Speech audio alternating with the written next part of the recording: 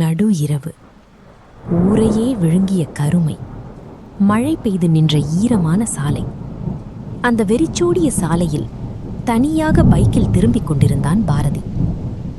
கிளம்பும் முன் ஊர் மக்கள் அவனிடம் 2 எச்சரிக்கைகளை மட்டும் கூறியிருந்தார்கள். எக்காரணம் கொண்டும் பின்னால் திரும்பி பார்க்கக்கூடாது. வழியில் யாரையும் பைக்கில் ஏற்றிக்கொள்ளக்கூடாது.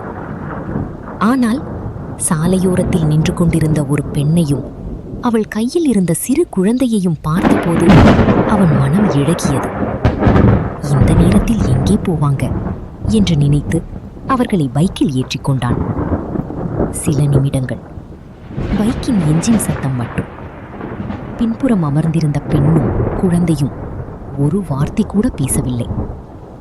Drink drink. பாரதியின் மொபைல் ஒலித்தது.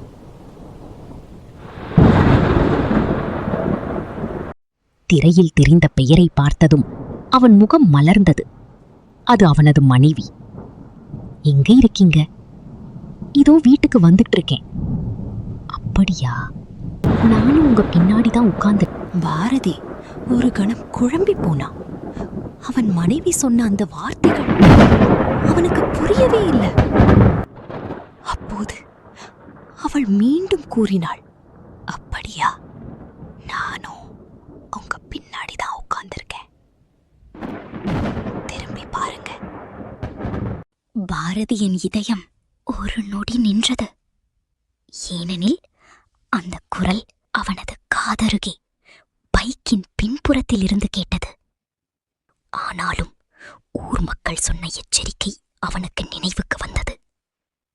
எக்காரணம் கொண்டும் பின்னால் திரும்பி பார்க்காதே. ஆனால் ஒரு கணம் அவன் தன்னை கட்டுப்படுத்த முடியாமல் மெல்ல தலையை திருப்பினான். எதிர்பாராத காட்சி.